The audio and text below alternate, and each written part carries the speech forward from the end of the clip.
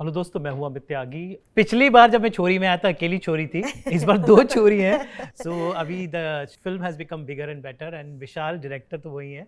तो विशाल, इस बार दो दो छोरी आ गई हैं। जी। तो पिछली बार मैंने तुषार का अकेले इंटरव्यू किया था, जी। तो बहुत बड़ा इम्पैक्ट हुआ था। इस जी। बार लोगों ने बहुत पसंद किया और इस बार दो दो आ गई हैं। जी। तो how bigger and better is छोरी नाउ? उसका एक राजा था। क्या वो राजा अभी भी जिंदा है? आप देख ही रहे, जैसे आपने बोला कि दो छोरियां हैं तो बड़ा तो है ही और बेटर तो है ही, क्योंकि जब भी छोरियां बढ़ती है तो चीज़ें बेटर ही होती है। राइट, तो वो तो बड़ा है ही, तो हर तरीके से बेटर है। डरावना भी है बहुत ज़्यादा, क्योंकि एक छोरी डरावनी भी है उसमें। कौन हो तुम? सुनो, मेरी बच्ची बहुत छोटी है। तो बहुत इंटरेस्टिंग है।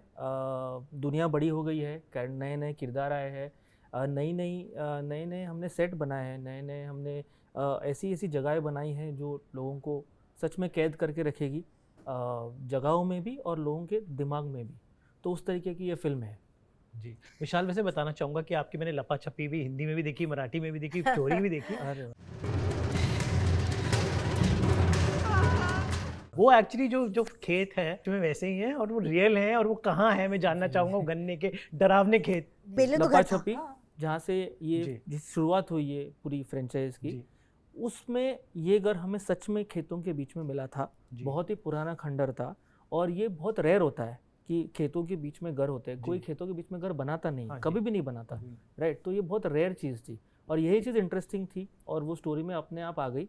और फिर वहाँ से वो पूरा मामला शुरू हुआ कि अगर खेतों के बीच में घर हो और कोई वहाँ से निकल ही ना पाए कभी, तो क्या हो सकता है। और दूसरी एक बात है कि हम हिंदुस्तान में इतने सारे लोग हैं कि आप जो एक डरावना या भूतिया घर का जो कॉन्सेप्ट है, जो अमेरिका में बहुत चलता है, वो इसलिए चलता है क्योंकि वहाँ पे लोग एक दूसरे से बातें नहीं करते, तो लोग अपने अपने घरों में कैद रहते हैं। हिंदुस्तान थोड़ा सा अलग है। हमारे कंट्री में लोगों को पता होता है उसके घर में क्या होता है, इसके घर में क्या होता है, इस घर में क्या होता है, खासकर गाँव में तो पता ही होता है।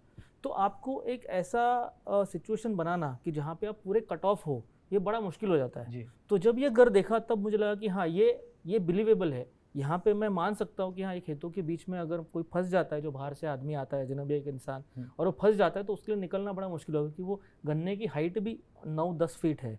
तो आप कैसे देखोगे और कैसे निकलोगे वहाँ से बाहर। तो वो इंस्पिरेशन उस पहले वाले घर से हुआ और फिर वहाँ से पूरी दुनिया बनती गई है।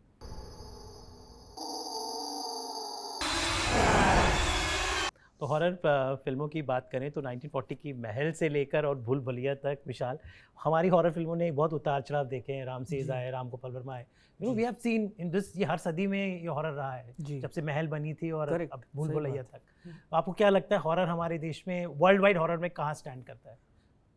स्टैंड करना चाहिए, ऐसी मेरी इच्छा है, क्योंकि हमारे पास इतनी कहानियाँ हैं कहने के लिए और हमारा देश इतना वेरिएशन वाला देश है।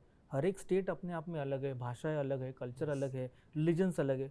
तो हर एक कल्चर, हर एक स्टेट, हर एक भाषाओं में इतनी सारी कहानियाँ हैं और अलग अलग फ्लेवर्स की, अलग अलग टेस्ट की कहानियाँ हैं कि ये सारी कहानियाँ बाहर आनी चाहिए। बहुत इंटरेस्टिंग है हमारा देश। तो अब मुझे लगता है कि अब टाइम सही आ गया है कि हम सब ने, मतलब सारे मेकर्स को भी थोड़ा सा मुझे मोटिवेशन मिलना चाहिए कि हाँ चलो, प्रोड्यूसर्स को खास करके, कि हाँ ये बनाते हैं। राइट, और वो विजन सही होना चाहिए। विजन सही नहीं होता है तब वो चीज़ गलत बन जाती है और फिर वो डिज़ास्टर हो जाता है। फिर वो चीज़ें जो बन रही होती है वो बंद हो जाती है।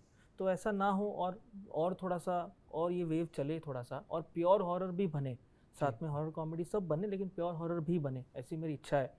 तो बस ये एक और कोशिश है उस डायरेक्शन में, क्योंकि मैं तो 10 साल से लगा पड़ा हूँ इस चीज़ में। तो आई होप कि कुछ हो।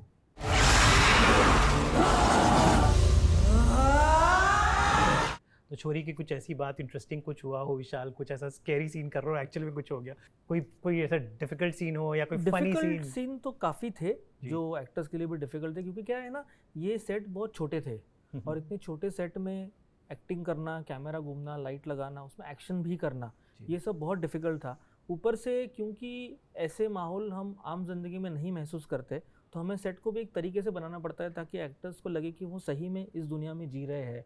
तो वो सेट जिस तरीके से बना था, उसमें मिट्टी थी, उसमें थोड़ा सा एक कुछ काला चीज़ डाला था, तो वो सारी चीज़ें, बहुत सारी चीज़ें थी जो उस सेट को मतलब काम करने के लिए थोड़ा सा मुश्किल था उस सेट में, और इनमें इन दोनों को और बाकी कलाकारों को काम करना था, तो वो बहुत डिफ़िकल्ट था। बट उसकी वजह से ही सारे इमोशंस और सब कुछ सही आए। इवन टेक्निकल टीम को भी सही वो स्पेसेस मिले कि जहाँ वो अपने तरीके से लाइट सेट कर पाए, कैमरा मूवमेंट्स कर पाए, और इस वजह से मुझे लगता है कि शायद ये फिल्म थोड़ी सी एस्थेटिकली अलग बनी है, क्योंकि नेचुरली वो चीज़ें अलग हो गई। तो वो एक बड़ा इंटरेस्टिंग था। बाकी क्योंकि हमने ये पूरी फिल्म सेट पे शूट की है तो ऐसा कोई हॉरर किस्सा इस बार हुआ नहीं था। हाँ, लाइटें कुछ कुछ बंद हुई रहती है, वो सब ज़्यादा होता है हॉरर फिल्म में, ऐसा मुझे लगता है, मुझे ऐसा लगता है। क्योंकि मैं जब नॉर्मल ड्रामा शूट करता हूँ और हॉरर शूट करता हूँ तो ये वाकई लाइटें बंद होना, कैमरा ऑन ऑफ होना, कुछ रिकॉर्ड नहीं होना, ये हॉरर फिल्मों में थोड़ा ज़्यादा होता है, ऐसा मैंने हमेशा ऑब्जर्व किया है। तो ऐसी चीज़ें हुई है, बट ऐसा कोई बहुत ज़्यादा कुछ नहीं हुआ इस बार क्योंकि हम सेट पे थे।